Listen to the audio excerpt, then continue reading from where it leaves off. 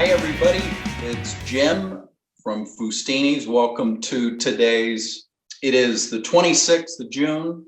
Today, with the weather turning so good, we got a beautiful weekend in front of us. We've decided to do a theme of patio appetizers, really simple things that you can take out onto the patio where Fustini's oils and vinegars enhance the flavor of those simple appetizers.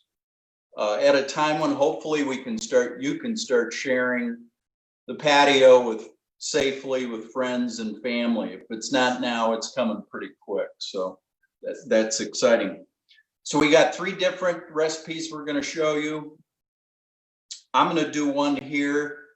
It is Angie's tuna salad. It's something you dip with either slice of apple, or tortilla chips, and I'll show you the ingredients.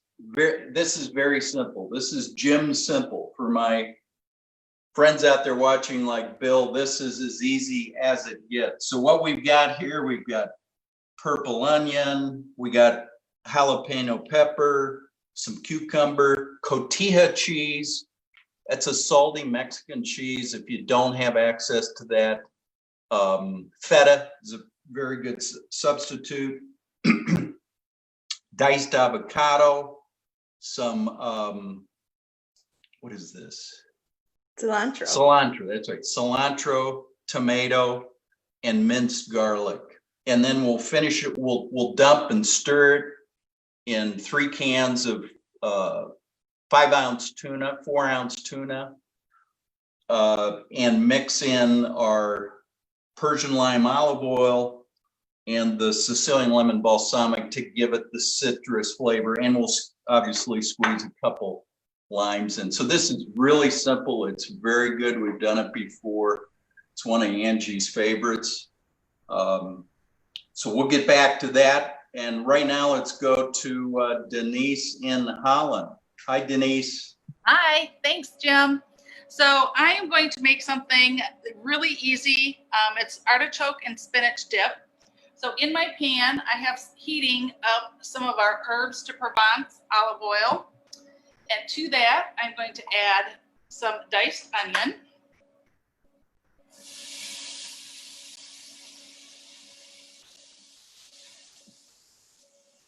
And we're just going to let that cook for just a minute until it gets translucent. So while that's cooking, I want to show you how to make homemade pita chips. Very easy. So here is just some pita bread that we're just going to cut in half and then into triangles. We'll just get these all cut up. And it's really fun. You can really mimic the flavor profile of whatever you're using the pita chips for. So since I am using the herbs de Provence, I am going to use the herbs de Provence on my pita. All right, so my onion is getting pretty translucent. So I'm going to add a little bit of garlic, minced garlic. Save some of that for the next one. And I'm going to add a little bit of fine diced jalapeno. And save some of that for my next recipe. So let me just give this another big stir.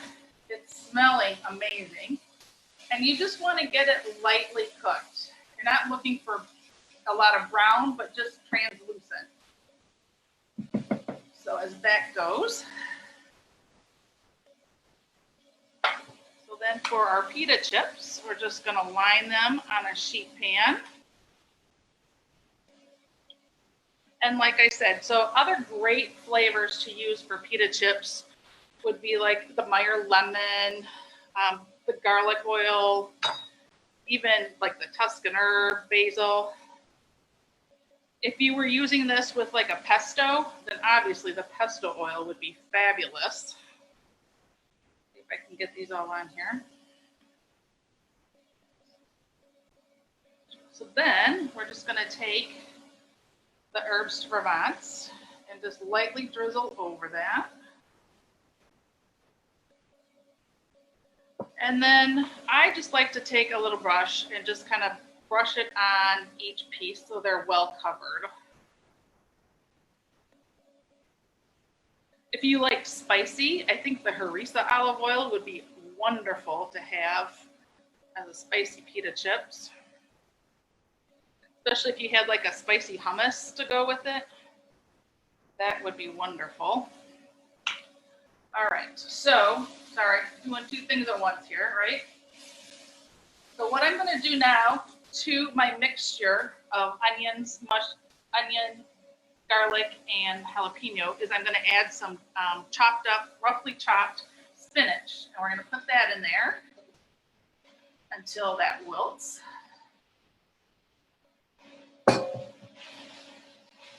And that won't take long at all.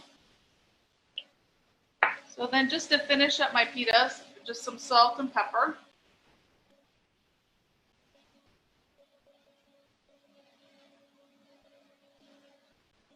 And then this just goes in the oven at 350 for about 8 minutes, just till they turn light brown and aren't soft anymore.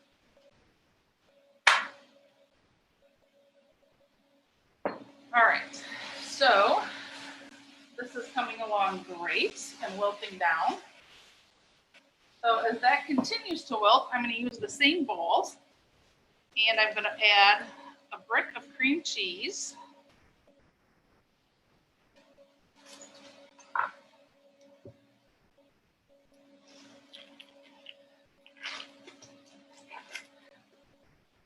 So what happens is your hot vegetables then just help melt everything just that much faster. So a brick of cream cheese, and I'm sure the recipe has a specific amount. So half a cup of mayo, just eyeballing it there. And how much sour cream? Just a tad of sour cream. This is another one of Andy's recipes from one of his cookbooks. Sorry, I don't remember exactly which one. So while that continues to melt down, to it, my mixture, I'm going to add some chopped up artichokes.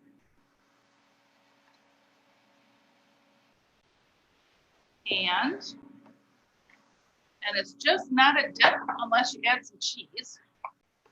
So I've got some Parmesan, shredded Parmesan cheese. I'm gonna save a little for the top. And then for some additional seasoning, obviously I like the organic Tuscan spice blend. I'll throw a little bit of that in there. And then just to heat it up a little bit, just some little cayenne pepper. Give it a little bit of heat. If you don't have cayenne pepper, you can also add a splash of our cayenne olive oil. I've done that before too, especially for some family members who like it really, really spicy. All right, so this is about done. And I'm going to add my wilted spinach and vegetables to my cream cheese. And basically we're going to give it a good stir. And what helps is the heat from the vegetables kind of just really melt down your cream cheese. So it looks like this. And what I really like about this recipe is you don't have to put it in one big pan or one big dish. So a lot of times, if it's just going to be my husband and I, and we just need a little snack out on the deck in the evening or something, what I like to do is make these into smaller pans. And then, hey Denise. Yeah.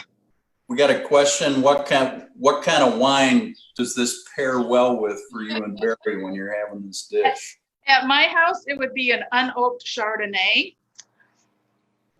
Silver would be my brand of choice by Mir Soleil, but obviously that is up for interpretation. So when you have these all made, you can stick them in the freezer. So what the freezer does is kind of release moisture, which sometimes can be problematic. However, since you're going to bake these, you can just, by baking it, it will, that moisture will evaporate. So these are all in containers that I can stick in the freezer. And then of course, we're gonna top it with a little more cheese. And we'll put those in the oven and bake them and then serve them with some pita chips. So that's my first simple recipe. Be sure to put out there if there's any questions that you have other than, wine, which I'll be glad to talk about. But yeah, so I'm done. Back to you, Jim. Looks really good, Denise. Barry's one lucky dude. So let's get back to Angie's tuna salad for dipping on the patio. And this is basic, again, this is so simple. This is a dump and stir situation. So let's take all of these, the red onions, the cucumber,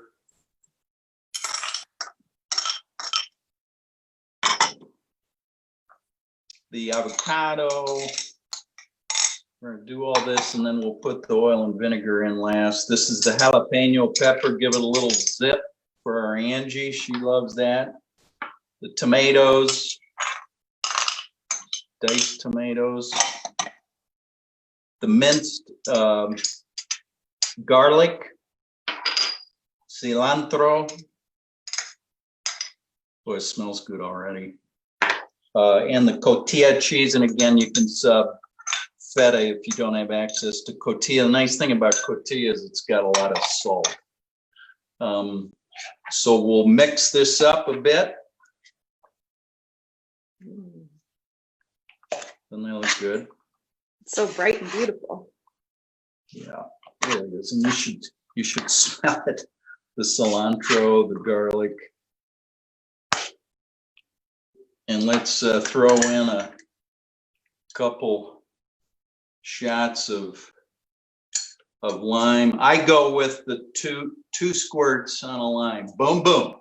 1, 2. If you go more than 2, and Samantha out there and Cleveland know this, you're running into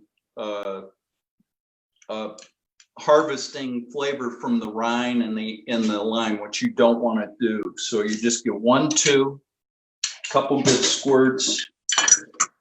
We'll throw a couple pinches of salt and pepper in here.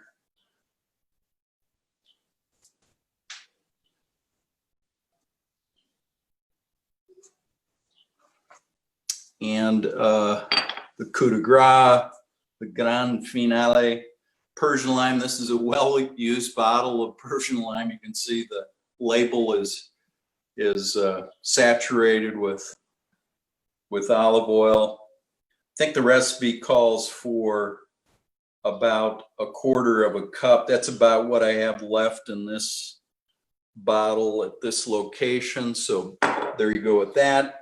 The Sicilian lemon, again, about 1/4 cup.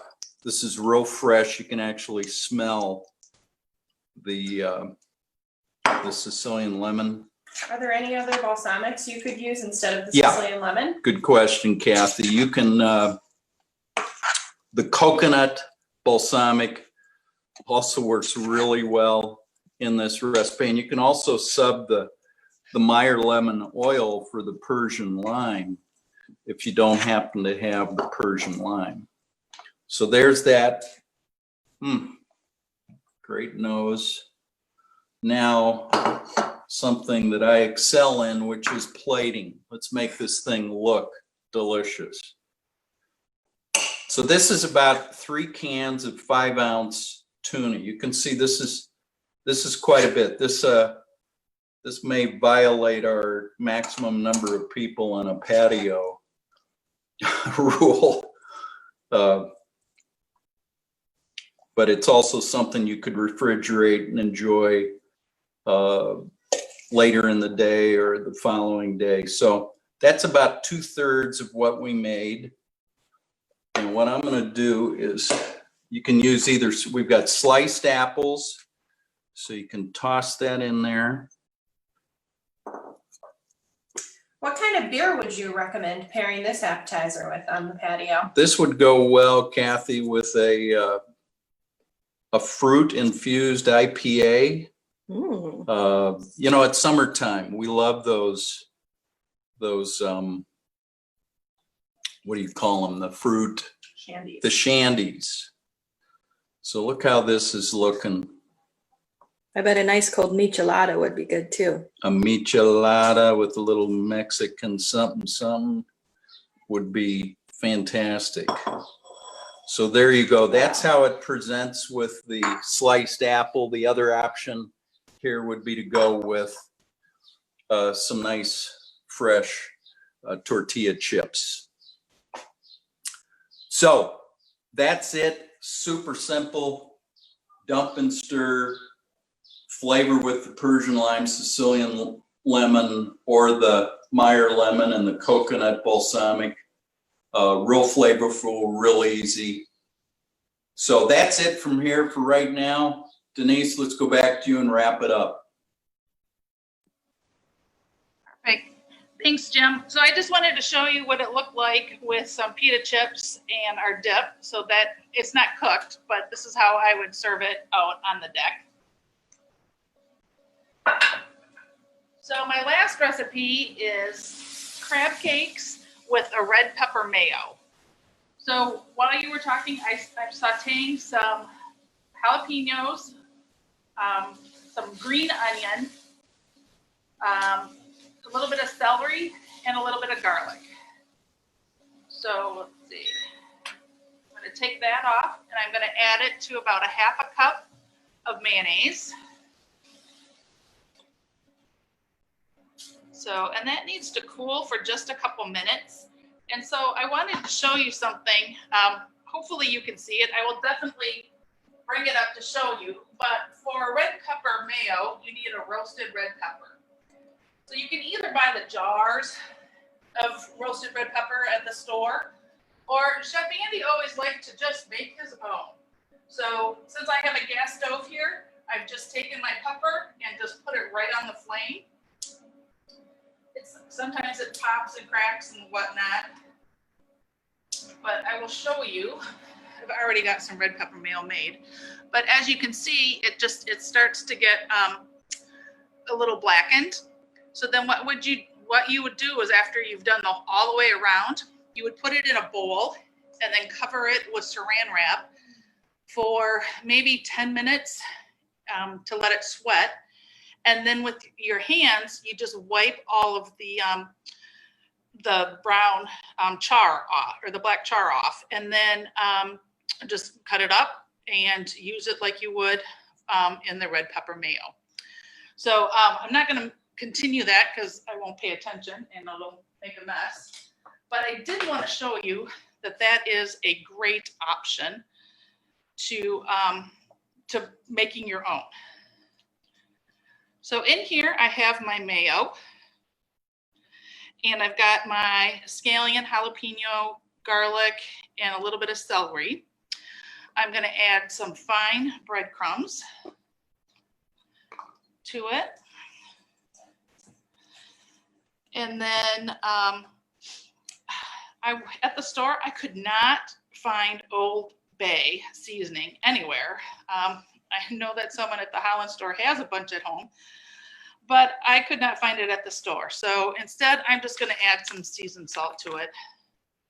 I know that won't do it justice, but that's what we got right now.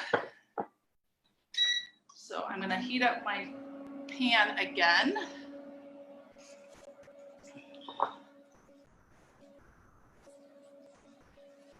Put some butter in there, and I'm going to add some olive oil. And then this is some crab meat. We're going to add this all together.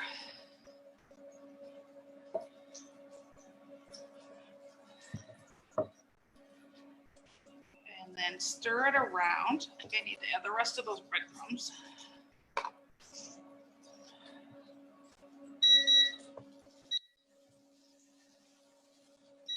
All right. So then we're going to add a little olive oil to my pan, herbs de Provence, and then I'm going to take a little clump of my mixture, and I'm just going to form it into a loose ball, like so. You don't want to stir too hard with the crab because you really want it left as nice big pieces of crab meat. And then we're just going to put that right in there. This is another recipe that I would love to have with a glass of Chardonnay out on my deck. So the nice thing about this is you can make this mixture ahead of time, and then like, we're not going to eat this all today, but it'll stay good till Sunday. So for Sunday noon, we will be having crab cakes with RPM, which stands for red pepper mayo, which I have some made, and I'll let you know what's in it. You take that roasted red pepper, peeled and seeded. You add a shallot. You add, oh, that one fell apart. Shallot, Dijon. You add some of the 18-year balsamic to it, a little bit of garlic, and then you just put it in a processor and cook it all up. And when it comes out, it's something like this, which I love. Basically, our family loves it. And anything can be a vehicle just to get the RPM to your mouth. I'm going to flip these over real quickly.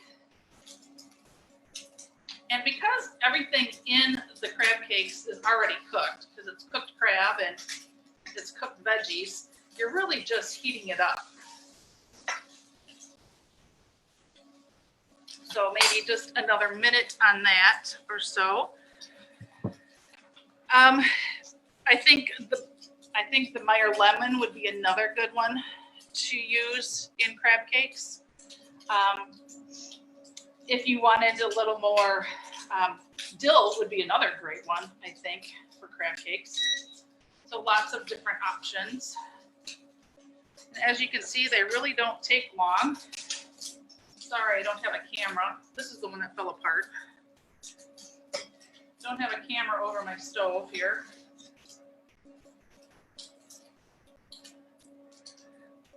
There we go. And then we would just have it with the RPM that's there.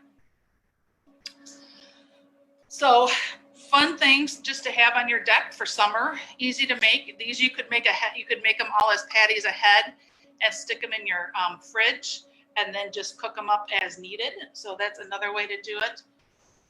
I hope that helps and that you enjoy them. Thanks.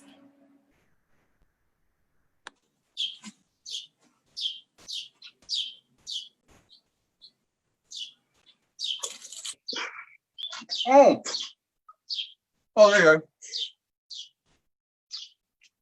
Sorry, just enjoying Angie's tuna salad out here on my patio. We're gonna probably throw this in the refrigerator and pull it out here when it's time to get that Chardonnay or Pinot Noir out and start Friday evening.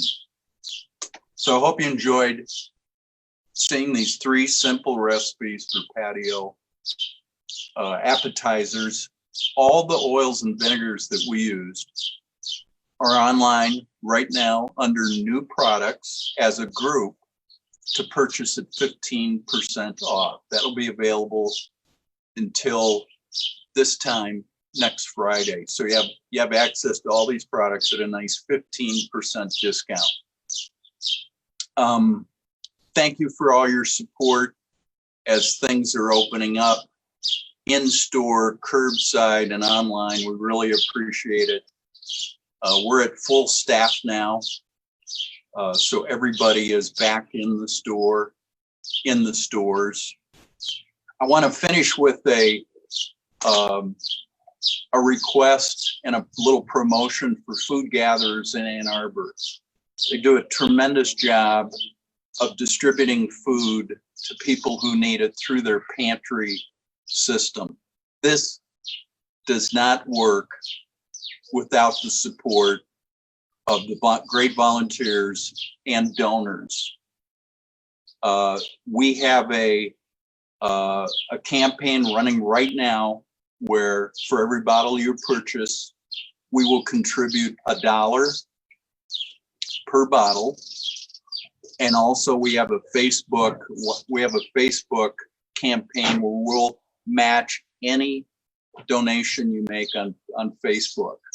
So please help us help food gatherers to meet the needs of the people out in the marketplace in Southeast Michigan that need this help. Thanks again for tuning in, and we'll see you next Friday. Have a great day.